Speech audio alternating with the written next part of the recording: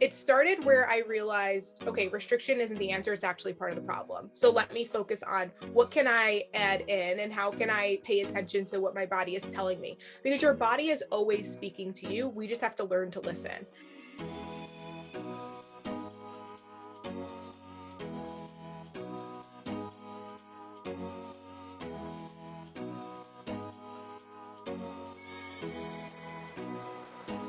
What is up, everybody? Welcome back to this week's episode of It Takes Grit. My goodness, I was so excited to get into this conversation. I think Toni and I could have just chatted for ages before we got started. But I want you to just give a big welcome, everybody who is watching and listening, to the incredible Toni. She's from Toni with Tips with Toni, and she's just had a book out called Once Upon a Diet. And I just love the title. I love the book. I love the principles of it. And we're going to dive deep into nutrition today, looking after your body mentally, physically, and also the grit that you need to get to where you want to be, and also how it feels to actually publish your very first book. So Toni, welcome to the podcast.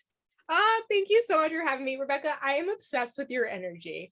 Like, I think that if you could bottle that and sell that, like, which you do technically every time you go up and like you teach and everything, you're just like, I just want to listen to you all day. I just thank you so much for having me. I'm so excited to be here. Thank you so much. We're going to do that as the new nutrition plan. You're going to buy a bottle of energy. I love it. That's awesome. So I just want to give everybody a pre-frame of how we met. We met in a mastermind. I feel like everybody that I meet, all my friends, by the way, I basically joined masterminds like to meet them because they're all rock stars. And we just had a great community in one of the masterminds that I was on this year.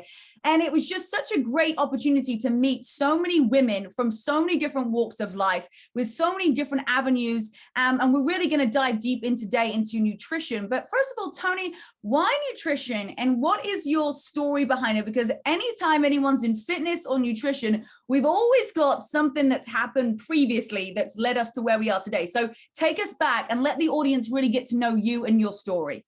Yeah, definitely. You're so right. I think most people who go into the field of fitness and nutrition have their own ties to their relationship with food and their body, and had some really dark moments before they got to this place where they can teach others. And my story is not unique in that sense. I grew up overweight, very insecure, and I was told very early on that if I didn't lose weight, I would never get a boyfriend. So it was taught to me from a very young age, from what I saw in the movies, what I witnessed as a child, from getting teased about my weight, never being, asked to prom or asked out to be someone's girlfriend. I kind of just I had this idea in my head, well, until I lose the weight, I'm never going to find love. I can't be happy. I'm not worthy. And that really stayed with me into adulthood. Even when I thought I kind of healed it, I never really did. And we'll get to that later. But so like many, when you first go about trying to change your health, and I'm using air quotes for health because I really just wanted to lose weight to be fit in by the world and feel accepted. I was so desperate to lose weight that I would do almost anything. And so like most people kind of start out, I went straight to the extremes. I was an athlete growing up. I was always a bigger athlete, but I was convinced that if I lost the weight, then that would make me, get on varsity younger, all the things that I thought would come. It was like this magic at the end of losing the weight, right? So I'd work, go to basketball tryouts, come home, work out more. And I was actually praised for it, which is also another crazy thing that we can talk about later. So I would like exercise for 5-6 hours a day. I would try not to eat. So I would have like an orange for the day. And then obviously that only led to, not always, but for me, it led to kind of binge eating and emotional eating. And then I would restrict again. And it was just this vicious cycle. And at some point I finally realized, like, this is not making me happy. If anything, it's making me miserable. I was obsessed with food. It was always on my mind. My body, I was always worried about how I was sitting, what I was wearing, what I was looking like. I was never fully present with family and friends. It was just this big obsession. And I just did not want that to be my life. So I decided to go to school to become a dietitian because I thought that would help me find the answers and secretly help me find a boyfriend. Because I was like, so like on this journey to like, how am I going to lose this weight and how am I going to find somebody who's going to love and accept me and make me feel like I'm okay. Basically, long story short, I became a registered dietitian. I've been one now for the past 8 years. I now have my own business. So we'll get into it later, but like I did eventually heal my relationship with food, my relationship with my body. I learned that in order to be healthy, you actually don't have to restrict. It's more about what you add in: more sleep, more rest, more water, more movement, more nutritious foods, but balance, and also not excluding all the, the things that we think are quote unquote bad for us. So basically I did that. And now I'm able to help people live happier and healthier lives by helping them find their definition of what balance means to them. And really kind of breaking free from these ties that we feel like our weight is determined by our worth, and really just helping people understand that truly loving your body, accepting your body, feeling good in your skin is from just nourishing it, taking care of it, and doing that in the best way that you know how and can, but not so much where you're kind of punishing yourself for it. It's so true. And it's funny when you're talking about, not funny, but like I relate to that. You're like, I would eat an orange all day. Cause I look back now, I'm like, I would eat seeds all day. Like I got down to like 86 pounds at my lowest. And I was just obsessed with like looking in the mirror and getting skinnier. And I would go to the doctors and they would weigh me every week and they would say, oh, Rebecca, like you've lost another pound. And I would be like, oh, I'm really trying. And in my head, I'd be like, yeah, like I'm like down another pound. And it would be like, I can completely relate to you that all my focus and everything was about food. Like I wasn't present with my family. I wasn't present. Like it completely consumes everything. So take us back to those days when you were being consumed by everything. And what was the shift that you made to reprogram your brain to not make it about food all day long? Yeah, well, it's hard it doesn't happen overnight. Like I think that's the thing where a lot of people see you in your healed space and they forget that there was so much work behind it. So it definitely, like there was definitely stages throughout the journey. It started where I realized, okay, restriction isn't the answer, it's actually part of the problem. So let me focus on what can I add in and how can I pay attention to what my body is telling me? Because your body is always speaking to you. We just have to learn to listen, right? So we just have to kind of slow down. And so I started to notice like, okay, when I eat this, my stomach doesn't feel so good. But when I never allow myself to have this, I feel deprived and it leads to binging, which also doesn't make my stomach feel good. So it's like, how can I eat foods in a way that make me, give me energy, make me feel good, but also don't make me feel deprived? And that takes a lot of trial and error. And that's what we teach our clients, is that you really kind of have to be this big observer. But if like, for example, if you notice when you don't, a lot of people, they might not eat breakfast and then they maybe have like a piece of fruit for lunch, quote unquote. And then like by the time it gets to dinner time, they're starving. And then it's like a pantry raid. So it's like, okay, let's listen to that. Maybe we need to now incorporate a balanced breakfast. Maybe you notice that when you just have a banana, you're hungry like seconds later. So maybe we have that banana with some eggs on a whole grain piece of toast or something like that. Like you start to like listen and day by day chip away. And so that's what I started with, where I started to really make like little simple swaps. Even that became obsessive at one point in my journey, but you start with just like looking at what you're eating and like finding ways to make it a little bit more nutritious, and a little bit kind of that's going to make you feel your best, physically, mentally, emotionally, all those things. And then eventually I got to this place where I realized that like it's actually like not that serious. Once I figure out what I'm eating, I can be present with my family and my friends, and I can do the things that I love. And I started to realize like I've been wasting all of this time and energy on worrying about what to eat. And once you kind of figure out what your body needs, you don't need to spend that much emotional time and energy spent. And it's just such a better, freeing feeling when you can just focus on what you love to do rather than like allowing food and your body to hold you back. Do you remember what the reason was or why you wanted to change? Because for so long you are kind of restricting your body and you're feeling a certain way and that's your control. Like, was there something that happened where you're like, I don't want to live like this anymore? Was that a turning point? Yeah. So I talk about this in my book. Like I eventually got to like what I thought was my goal weight. And I kept moving the goalpost. So what happened was at first I was like making changes to my eating habits, and even though I was only eating an orange a day, nothing was happening. I wasn't losing any weight. Like, you know what I mean? Then I started to actually like find ways, and actually I did see the weight moving on the scale, and it was like very gratifying and it felt really good. And I started to kind of chase that. And then I kind of got to this place. And also too, I don't think people speak about this enough. And I know you probably have a lot of other like nutrition and fitness professionals who listen to this podcast. As a registered dietitian, I had like was blatantly told, even when I did lose the weight, it still wasn't like quote unquote good enough, where I would be told by people like, how are you going to help me lose weight when you're overweight yourself? So the stuff like that really sticks with you, because what you look like in our society is what people think is like, that's what means you know things. And that's not true. Our education is how we know things. Our experiences are how we know things. What we look like has little to do with that. Right. And so I kept feeling this pressure that, okay, well, I need to look the part. I need to look what every other, the version of whatever people think a dietitian's supposed to look like. But then I was losing all this weight, and then I had some people tell me I was too skinny, which is like, it's just none of your business. First of all, like you should never comment on someone's body unless they're blatantly like asking you for it. But it just made me realize like I was never happy, because every time I thought it was just 5 more pounds, it was another 5 more pounds. It was another 5 more pounds. And then I would get comments all the time where like, oh, like at first it was like, oh, you look great. Like, oh, what are you doing? Then it was like, oh, what are you doing? Like, are you okay? Like, are you eating enough? And it's just like, it's like, you can't please everyone. And that's when I realized I need to do what's best for me. I need to love and nourish my body because it's speaking to me. And we all have different starting points, and we all have different genetics and different body types. And what works for this person is not going to work for this person. And once we can learn to just accept that this is the body that we've been given, and how can I treat it with care, because you only get one body, right? So I'm not saying, don't eat healthy and never exercise. Absolutely not. I'm saying that exercise because it makes you feel good. Eat nutritious foods because it makes you feel good. But it doesn't have to be to this extreme, to this epitome of what you think health is, which is, chiseled 6-pack abs, which if you want to do that, that's fine too. But just understand the why behind it, So basically I realized that if I kept moving the goalpost, or if I kept chasing a number, I was never really going to feel satisfied. And finally I was like, I'm trying to please all these other people. Honestly, I was trying to prove like my 9-year-old self. That's when I was like first realized that, people were teasing me about my weight. Even as a preteen, I noticed that like all my girlfriends had boyfriends, and no one really ever gave me attention. Like, I feel like I finally realized I was just trying to prove my younger child, like my inner child, my younger child, like all these like older versions of me. But like now I'm a woman now. I can do what I want. I know my stuff.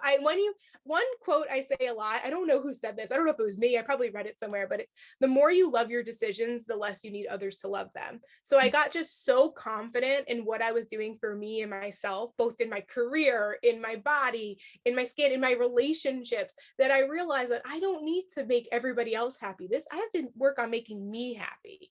And that probably was like the biggest game changer for me. That's something that I think a lot of people struggle with, is like who you're surrounding yourself with.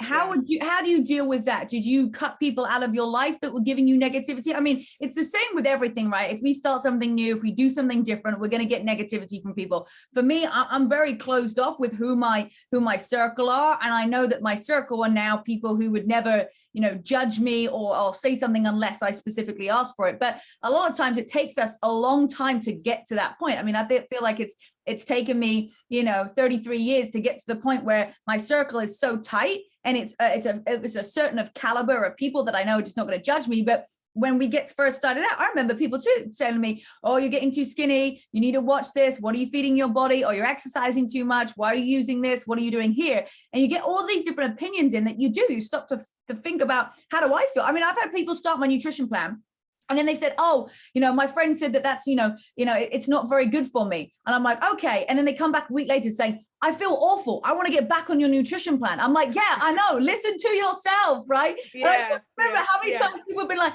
even though that someone said that wasn't very good, this nutrition plan for me was really working. So how do you push out those people around you? And have you done it? Do you still do it? Or have you got a new group of friends?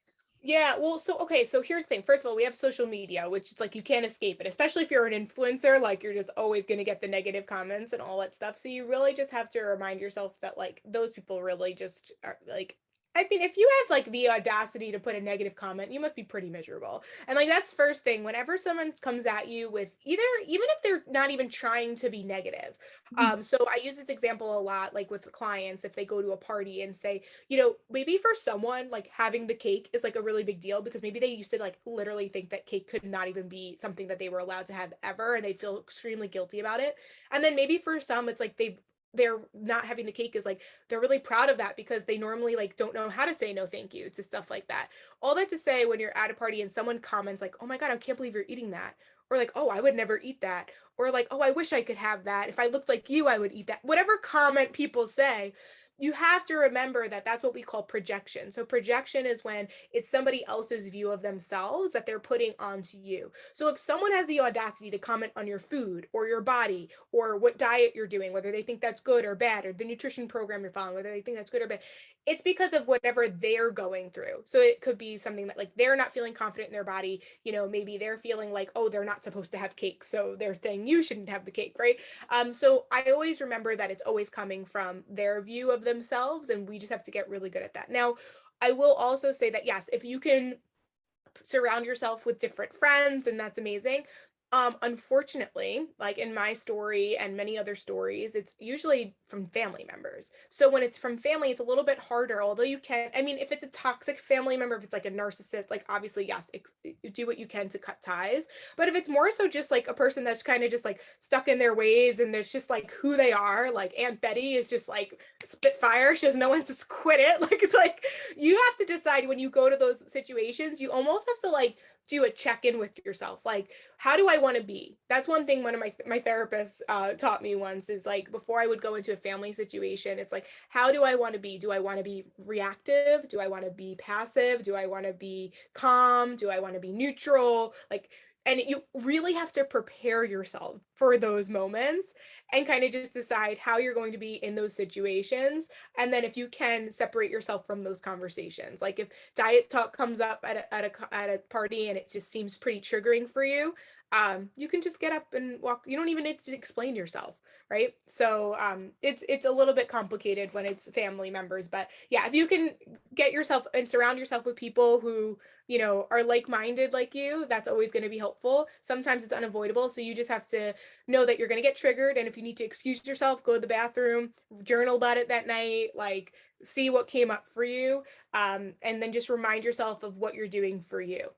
I think that's so important when before you going into something, is just acknowledge, hey, I might get some comments, but it's okay. And some people are just stuck in their ways, right? They don't quite understand what they're saying. Someone the other day gave me this great concept. They're like, everybody has a monkey, right? Everybody has their own monkey right here. And that's your monkey. And sometimes people want to give you their monkey. And you're like, no, this is your monkey. It's not my monkey. Just give your monkey back. This is your stuff. This is your monkey. And I thought, what a great analogy, because you can actually like physically, like everyone's walking around with their monkey, right? And that's like me saying stuff to Toni, and she's going, no, Rebecca, that's your monkey, that's your stuff, right? So even just going into that, because then you get to be playful with it, and when it's fun, right, when you get to be a bit silly about things, it makes it kind of a little bit like more like lighthearted. So I love that. The other day I was like, no, this is not my monkey. This is, you can have your monkey back. This is your stuff. Yeah, except when you love monkeys, like I would want all the monkeys. So like, hey, all the monkeys. I love it. If it was like a snake, I don't want any snakes. Okay. I don't want my own. Exactly. So this is my monkey. Everyone gets to keep their own monkeys. I bet everybody is thinking right now, because I'm thinking right now, like, okay, so you always wanted a boyfriend growing up. When did you get your first boyfriend? And like, oh my god. Okay, this is a really good story. This is a really good story.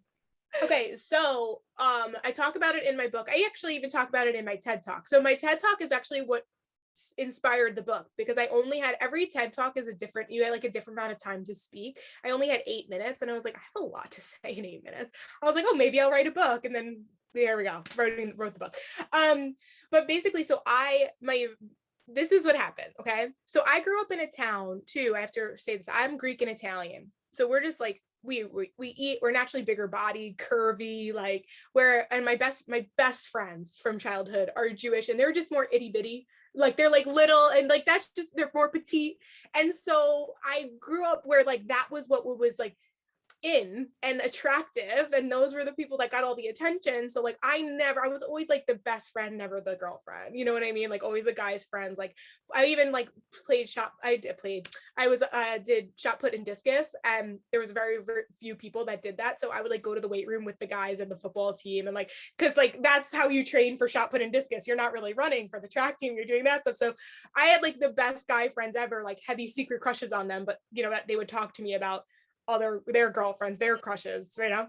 Anyways, long story short, I end up going to college, and my very first day of class, I sit down and we learn about vegetarianism, and I'm like, oh, maybe I should try that. Maybe that'll help me lose some weight. Like I was like, I'll just tell people I'm doing it because like I want to be, you know, like I want to know if someone was a vegetarian. I was working with them. Like I was like, let me try it. So I'm like, all right, I'm going to be a vegetarian. I signed up for a gym class to get an easy A. Like seriously, like I literally remember it was like, oh, I can get it. That's like amazing. And like also I can learn how to strength train because it was a weight training class. So it was like, and I knew how to do it from like, you know, sports and whatever. So I go to class and I like start like this, someone's like looking at me, and I was like, who is that? And like two guys were looking at me, and like I've been used to being in a gym with boys before and like people looking at me, but more so like judging me, you know what I mean? Not in like, but this time like he was clearly like checking me out. Like, so anyways, he asked me out on a date. Long story short, he becomes my boyfriend. So now I'm convinced that being a vegetarian is like the best thing ever because like it made me get a boyfriend. Like so like obviously, so me and him dated for like almost like the majority of my college years. And he was like a really great guy. He just like really wasn't for me. And being a vegetarian actually for me became I became like really bloated a lot. And so I heard about how being gluten-free can like help with bloating. So I was then, and then I also was vegan for Lent. So now I was like, now I started going back into my disordered eating patterns. So became like a gluten-free vegan. And then it was just like, obviously absolutely miserable. And then I started to realize like, here I am, like trying to be healthy, like, but I can't, my stomach's always bloated. I have no energy. There's barely anything I can eat at this point. And I'm in this relationship just to be in a relationship. Like, but like, he's not really like for me. And so I was like, okay, like, let me like not do this. Like, so I ended the relationship with him. And then like I slowly removed, like put like animal proteins back in. I say this a lot, like, you know, veggies, you know, they can be the star of the dish, but you don't have to exclude them. Like being a vegetarian, if you choose to live that lifestyle, that's totally fine.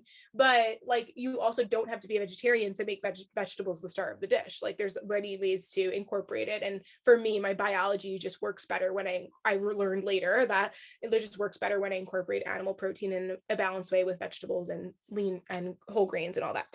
But all that to say, I started to notice these correlations between my dieting and my dating, kind of like that all or nothing mindset, because then I was like a free bird. Like I was like, I dated for someone for 3 years. I was like so free. I was just like, oh, I don't care, like whatever.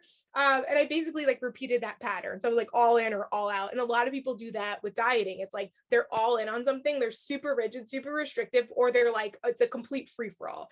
And really you need to find like the balance. And that's kind of what I talk about in my book. But yeah, so in between that, after that, a lot of just like not great men, just like not great relationships. Like I just kept settling and settling. I dismissed all the red flags.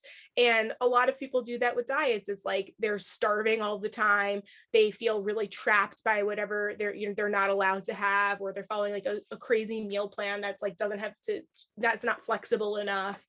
And like they jump from diet to diet, hoping each one is like quote unquote the one, and then are disappointed when it doesn't work out. And like I was doing that with guys. Like I was going from one guy, I was like, oh, maybe he'll be the one, and then it was like no, and I would like see the red flags, but just like keep trying and making it work when clearly it didn't. And so unfortunately I did that a lot. But now, long story short, ironically, as I healed my relationship with food and my body, I started to realize I didn't have to change my entire life and world to fit into something. I just needed to figure out what worked best for me. I just needed to be myself. And now I'm in a very loving, happy relationship, and we're just two whole people still, you know, doing our thing, healing, but everything just like works now. And I don't think it's a coincidence that it happened around the same time as when I started to heal my relationship with food. I love that connection that you make between like food and, you know, relationships, because it's like, wait, when you listen to yourself, when you listen to what you want and you just put yourself first, you're going to attract the right person into your life too, because you're being authentically yourself. Exactly. And if you're following the right things intuition wise with your body, with what you're eating, then your body's going to work more efficiently as well. 100%.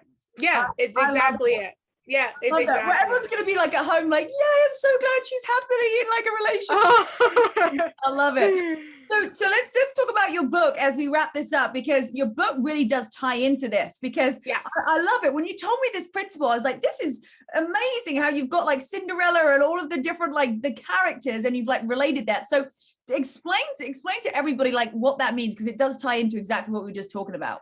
Yeah. So basically what I talk about in the book is how, like I said before, so many people, before they start working with us, they go around like Cinderella stepsisters trying to jam their feet into a plan or a program or to a relationship or a diet that like clearly doesn't work for them. But really, we really just need to be more like Goldilocks. We need to experiment some things, pay attention, what worked, what didn't, and eventually we'll kind of land on what works best for us. I think so many people are expecting that they're going to be happy when they'll be happy when they lose the weight. They'll be happy when they get the girlfriend or the boyfriend. And really, it comes down to us just paying attention to what our needs are and honoring them. And you can truly be happy and healthy regardless of the number on the scale and regardless of your relationship status.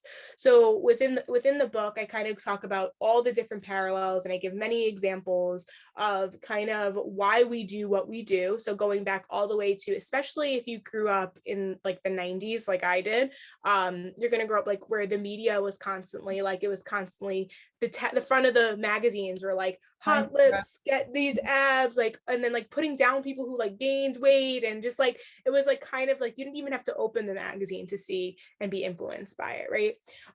So it kind of helped people understand kind of why we attach our appearance to our worth, and then kind of helping people to see that the way that we eat, it needs to come from us rather than like us following other things. So I created what's called the Once Upon a Diet method, which is basically a 7-step method for you to just build awareness. Because if you know, awareness precedes change. So you have to be aware of what's happening and what your goals are. And then also understanding the why behind it. I know you hear it so much, it's so cliche, but like your why really does matter, because if your why is all about numbers and like superficial things, it's never going to feel enough. It's never going to feel satisfying. So you really need to make sure that your why is measuring what actually matters, which is how you feel in your clothes, your confidence level, you know, even just like when it comes to health. I think so many people are willing to sacrifice like the like things like energy, libido, menstrual cycles,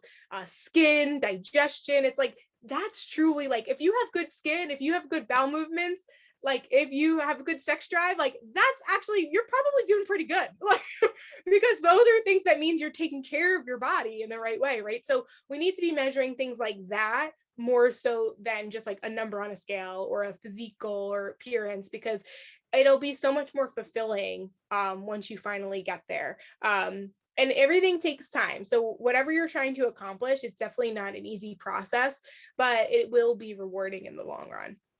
Yeah. And I think that's, you know, it's so apparent when you are going through that nutrition program and you're starting something new to be like, okay, I'm going to make these changes, but it's about the journey, right? Yes. It's always about the journey. It's like that with anything, even in business or anything. Like you get the goal and you're like, or you pass the test and you're like, oh, now what?